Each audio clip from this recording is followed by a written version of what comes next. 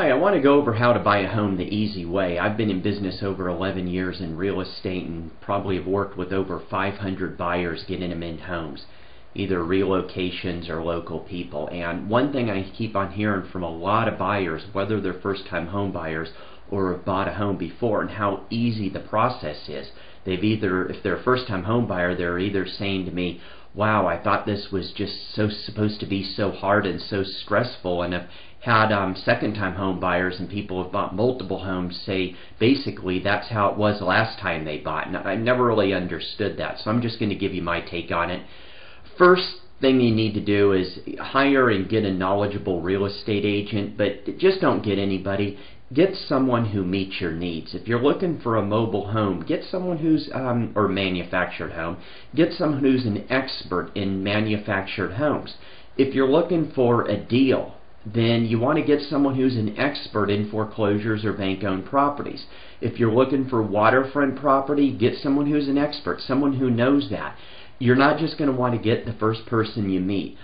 The one thing that I notice, and I get a lot of people right now that are wanting to get a really good deal, and they're talking to other real estate agents out there, and the agents just don't understand the foreclosure process. And it's real hard, and I mean, you certainly do not want to be the blind leading the blind. Don't be afraid to talk to these agents. Don't be afraid to ask them some questions. I mean, it isn't like you have to sit down and interview them, though I do suggest you do that. But just get an idea. Just talk to them casually and say, hey, example, let's just say you're looking for new construction. You might want to ask them, how long have they been in business? How many new constructions have they sold? What are some good builders, some poor builders? Some good areas, some bad areas, why, and try to get a general feel for their construction background. Do they know construction? Do they understand how it works? Or are they just basically a $5 an hour taxi cab driver that's going to take you from subdivision to subdivision, home to home to home? Because there's a lot of that going on. It's in real estate, it's the 90-10 rule. You're going to find 10% of the realtors that are doing 90% of the business. So 90% of the people you talk to aren't really doing anything. The second thing you need to do is look for the community first. The land in the community, that's the value. The home is more or less the commodity. You could go out and you could look at homes, and there's always going to be a nicer home, a more expensive home, a cheaper home, a better lot. I mean, there's always going to be something that's better or worse than any other home. But what you need to do is you need to focus on the community, because you can't change your neighbors. And I guarantee you, if you start looking at homes and you just fall in love with the home and don't pay attention to the community, you're going to be looking around, you're not going to be satisfied, and you're going to want to sell the home. Or you're going to get into that home, realize it midway through, and want to back out of the contract. And I've had people who've told me they've done that before. I mean, they've just backed out of the contract. But you need to look at the community first. Don't worry as much about the home.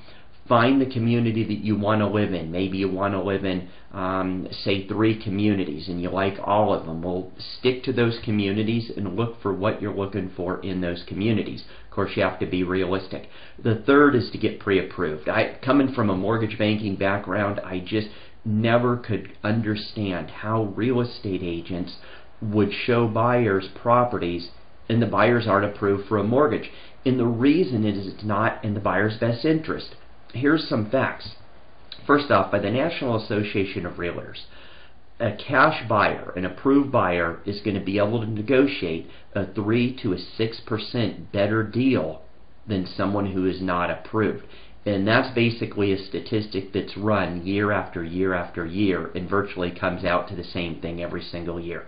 If you're a cash buyer, you're going to get a little bit better deal on the home than someone who's pre-approved. If you're pre-approved for a loan, you're going to get a better deal than someone who might be pre-qualified.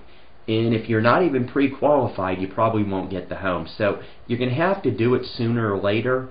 I would get approved, and when I say approved, I mean talk to the lender, get your paperwork, your tax returns, W-2s, have them pull your credit, actually get approved for the loan.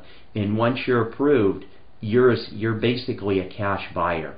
And things, I guarantee you, if you do these 3 things, the process is going to go very, very smooth for you. There are a lot of other things that you need to do along the way, but these are the three main things. If you do these, I guarantee you're going to have a fun process, and it all begins with the real estate agent you hire. So pick and choose someone very carefully, and don't be afraid to ask them questions. They should be, example, if they say they're an expert in new construction, or an expert in condos, or an expert in foreclosures, they should have videos on this stuff. They should have blogs about it. I mean, they should be, being able to show you that they really are an expert without just telling you they are. Take care and have a great day. Good luck. Goodbye.